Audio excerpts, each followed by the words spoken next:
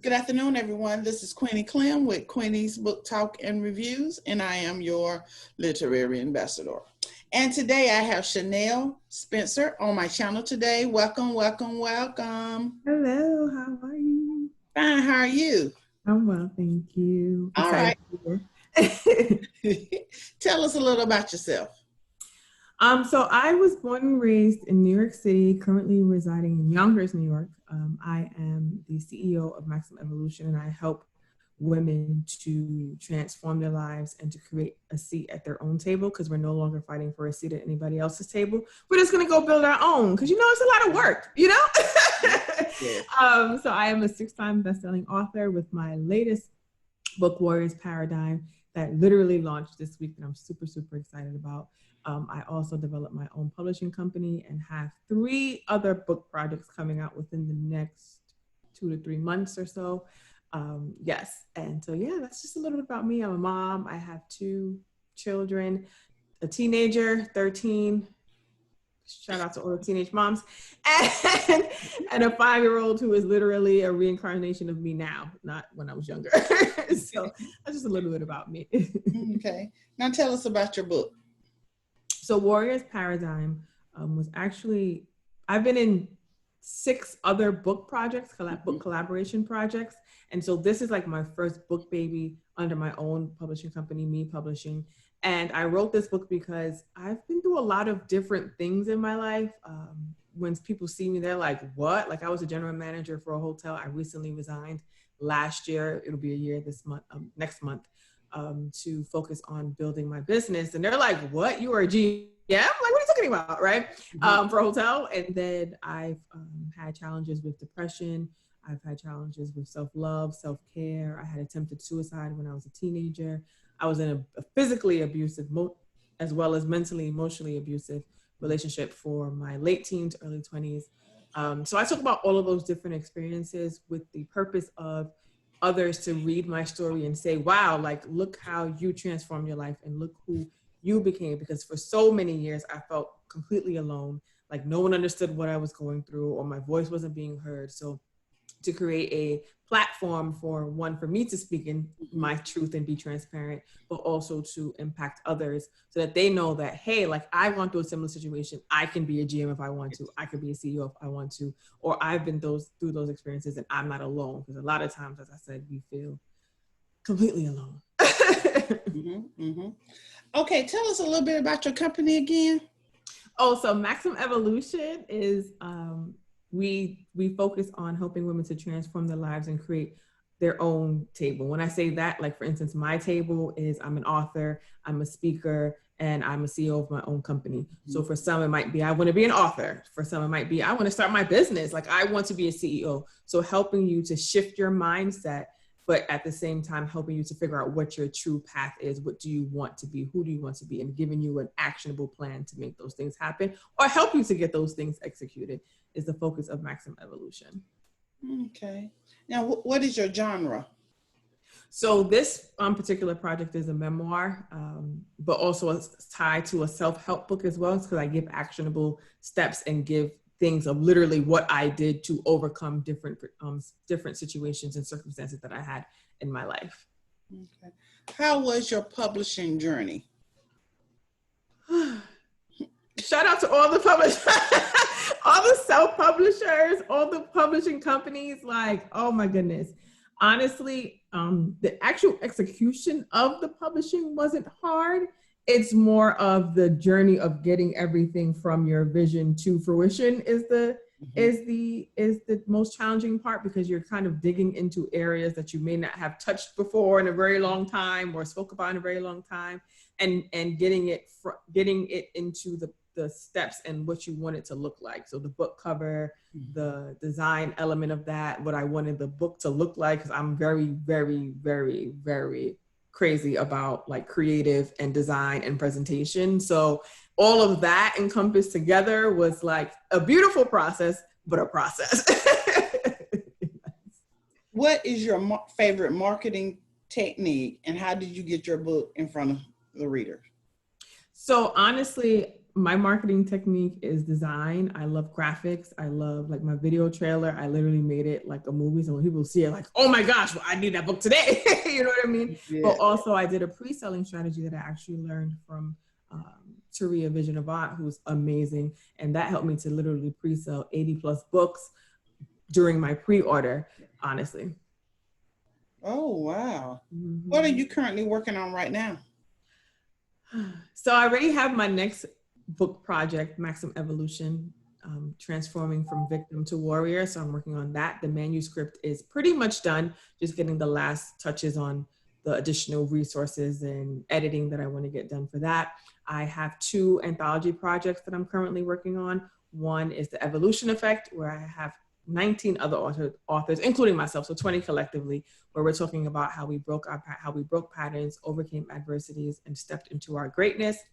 And then I have another audio anthology that I'm converting to an ebook as well, which is Our Truth Is Not a Lie, where I have about 18 authors, including myself, where we're talking about just being Black and how being Black in America is one of the biggest challenges in the world, and especially with the climate of what's been happening in the past few months. It's like I wanted to give an opportunity for those who have gone through similar situations or have been triggered or might be struggling with it now, to have their say and have their voice and to be heard, because a lot of times we're shunned when we talk about our Black experience, or in the corporate world, how that's a whole nother conversation, but how we are treated or not treated or mistreated or disregarded. So just giving a platform for everyone to share that story was super important to me. So that's the next project. That's actually going to come the end of this month, August. Oh, okay. Mm-hmm. Who has influenced you as an author? Wow. So I absolutely love Lisa Nichols. Like, she is phenomenal. I think who she is and how she's transformed her life is like everything, and everything she stands for, and just, I love her. I love Taria Avant. She taught me so much in the past few months. So she's helped me to transform as well. So she's definitely someone that is an inspiration to me.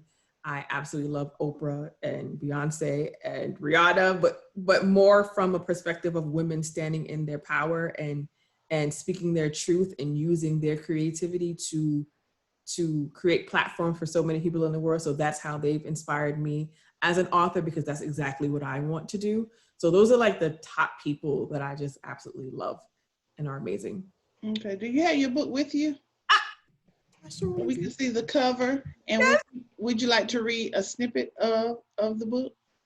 I could do that for you. Here it is. It's Warriors Paradigm. And this cover, like, I literally posted about a photojournalism piece that I did, because originally I was going to name it The Vessel. And I had like a whole romance novel photo, and I completely went a different direction with this. And I absolutely love what it has turned into.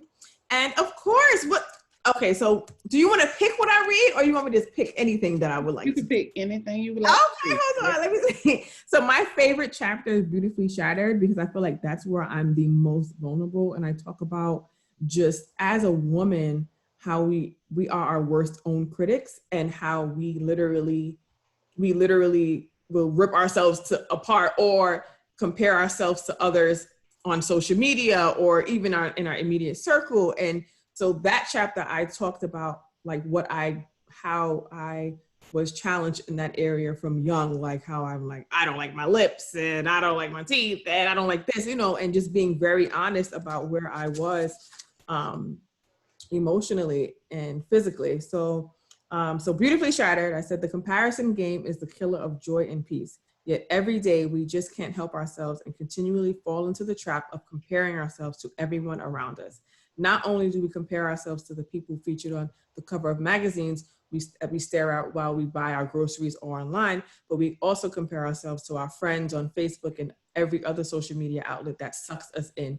I'll be sitting at home in sweatpants in desperate need of some significant beauty transformation. Let me tell you something. This COVID, listen, feels me, but I'm used to getting my nails, my eyebrows, everything done, and you just sitting there like, this is what I'm gonna look like? Okay. But anyway, so in need of some significant beauty transformation, my eyebrows, hairs, and nail all need to be done right now. Not to mention, I can't remember the last time I waxed my legs and I look a mess. While I'm procrastinating, trying to do anything to avoid writing, I sit and I scroll.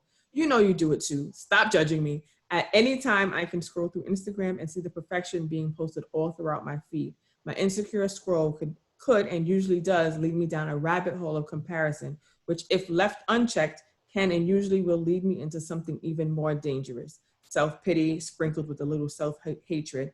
After my mindless scrolling and self-comparison, I typically spend the next hour going through the endless list in my mind of all the ways I can't seem to get my stuff together. I find myself staring at the random girls' pictures in my news feed. You know, the girl that have never met in that I've never met in real life, who seems to have the perfect house, the perfect kids, the perfect skin, and but of course the perfect booty. Here's a news flash. We all know, but seem to forget every time we scroll through the superficial news feeds. What people post on social media most of the time is not a reflection of their real life. It is their highlight reel. It is the best moments of their lives, carefully chosen, then sometimes edited to reflect the image that they want the world to see. Wow. Now, what do you want readers to take away from your book?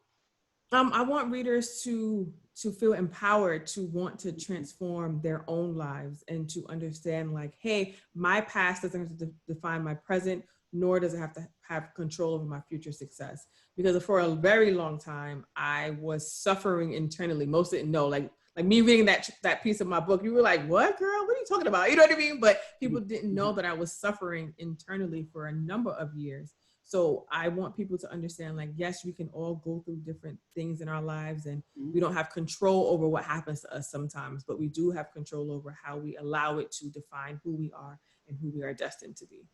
Yes. What has been your greatest accomplishment thus far as a author? Woo! My greatest accomplishment has been being in 6, now 7 books, and getting ready to release 3 more. Like, I feel like that's so impactful. And yes, I've had bestsellers and I've been an Amazon bestseller, but honestly, it's more of getting those books published and not even the titles. Because sometimes the bestseller is the illusion of success versus the actual real true significance of success. So that's my biggest thing is getting these books out and then providing opportunities for others to get their dreams and goals achieved. Okay. What has been a memorable moment in your career as an author? Wow, I feel like I have so many. The most memorable moment would be when I was featured in a magazine because of my literary um, accomplishments. That I would say that would be the biggest. Like, I've been in Voyage ATL. I'm now in For Women Who Roar, who has like 143,000 followers, and I've also been in the Courageous Women magazine. Okay, what was the first one? The Voyage ATL. Okay. What are you currently working on right now?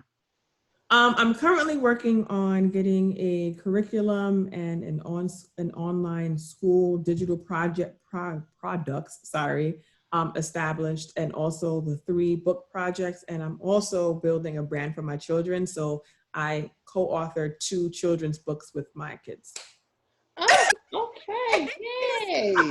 Now, how can readers find you and your books? Okay, so you can go to www.readytotransformnow.com, readytotransformnow.com. I put nows behind everything because you need to do it now, not tomorrow, right now. Okay.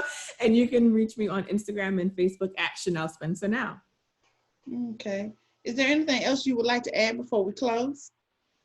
I just would love to say to all of the listeners, thank you for joining us. Thank you for having me on your platform. I really appreciate you. I think you're amazing in everything that you do. And also just remember that, yes, we all have challenges. Yes, we all have traumas that we've experienced, but you have the power to be everything that you want to be. I promise you, I had to make that decision a long time ago that my past will not define my future or my present moments, and my goals will be achieved, and I will be greatness that I am destined to be. So you have the power to do the exact same. Thank you. Thank you. Now, before you go, would you like to play a little game with me? I love games. Okay, it's called My Favorites. What is your favorite snack while writing? There's these Chips Ahoy, white chocolate, chunky cookies. Oh my gosh, they're so Yes. good. I love white chocolate. Okay, favorite color. Pink, fuchsia pink to be exact. Favorite hobby. Oh, I love to travel. Like if I could travel every single day, like abroad and be away, like that's my favorite thing to do. Okay, and last, your favorite music to listen to. Oh, like an artist or a genre? It either. Okay, I love Rihanna. I would listen to. I don't care what I don't care what kind of music it is.